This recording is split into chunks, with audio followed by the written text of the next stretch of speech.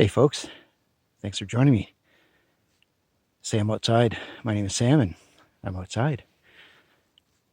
Always amazed at the things I get the privilege to discover. I want to share one of those with you today.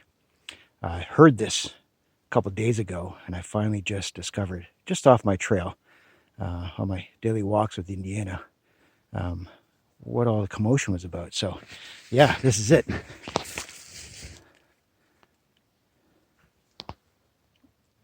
This is fresh. This is courtesy of our friend, the Pileated Woodpecker.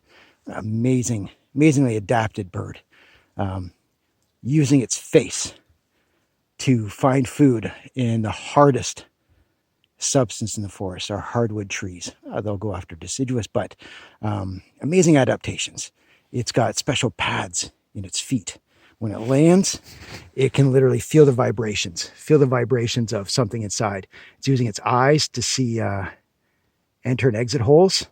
It's using its keen sense of hearing for movement. We've just had some unusually warm weather. I mentioned this in an earlier video, but some animals, other living things, come out of torpor. So do the insects. Might be an ant colony inside, might be some grubs. By the looks of what I'm seeing in these galleries, this bird was after some ants. Now, this bird is deceptively large. When we normally see the pileated woodpecker, it's usually up in the tops of trees or flying by. We don't realize just how big this bird is. I mean, it's 30 centimeters or more. And it's got a beak that's at least 10 centimeters. And it's pounding its face against that. I mean, that's a lot of energy. So it's got to do the math.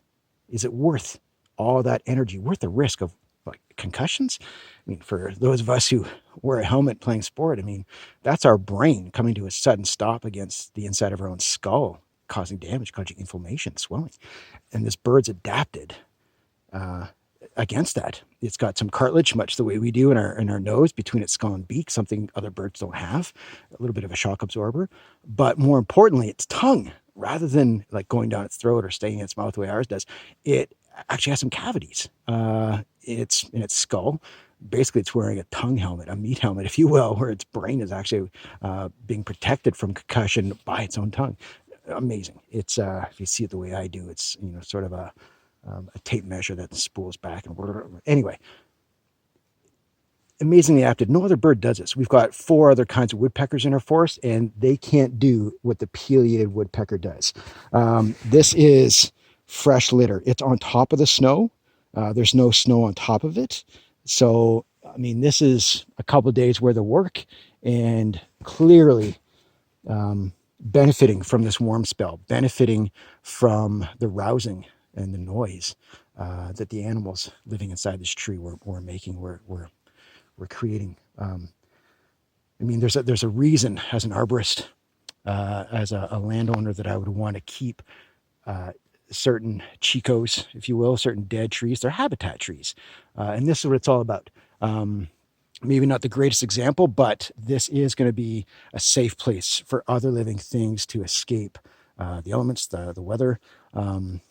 Pileatids have been known to create places where owls, smaller birds will get some reprieve, maybe even future nest sites. But this is impressive. That's a lot of work for a bird that did that with its face.